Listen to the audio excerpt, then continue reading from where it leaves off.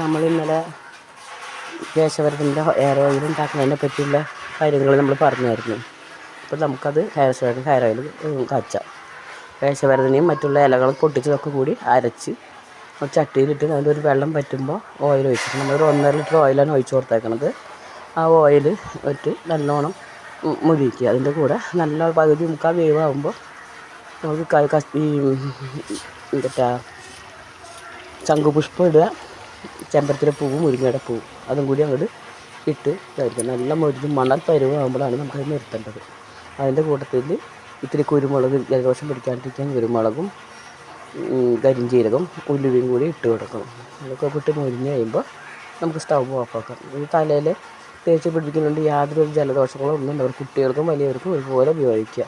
താരം പോകാനും മുടി കൊഴിച്ചിൽ 7 ദിവസം കൊണ്ട് ടപ്പേന്ന് നിൽക്കാനും നല്ല ഒരു മരുന്നാണിത്. എന്നുവെച്ചാൽ ഇത് അനുഭവത്തിൻ്റെ വെച്ചിട്ടാണ് പറയുന്നത്. മേടിച്ചിട്ട് പോയവരും ഞങ്ങളും വീട്ടിൽ യൂസ് ചെയ്യുന്നതാണ്. നല്ല റിസൾട്ടാണ്. കുട്ടികൾക്കും നല്ലത്. പല തേച്ച് പിടിപ്പിച്ചാലും കുഴപ്പമൊന്നുമില്ല.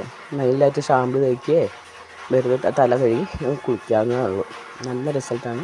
ഇതെല്ലാം മാറ്റുമ്പോഴേക്ക് ഒരു 1 ലിറ്ററിൻ്റെ ഒരു ഓർഡർ കിട്ടിയതിൻ്റെ പേരിൽ ഞാനത് ചെയ്തതാണ്. അത് ഇന്ന് കൊണ്ടുപോയി കൊടുക്കും. അടുത്തായ കാരണം കൊണ്ടുപോയി കൊടുക്കുകയാണ്, അല്ലെങ്കിൽ ഞാൻ അയച്ചു കൊടുക്കാറുണ്ട്. അങ്ങനെ ആവശ്യമുള്ളവർ ആർക്കെങ്കിലും എൻ്റെ ഈ വാട്സപ്പ് നമ്പറിലേക്ക് സ്റ്റാർട്ട് ചെയ്യാനാണ്. എല്ലാവർക്കും ഇഷ്ടപ്പെടുന്നത്. Thank you.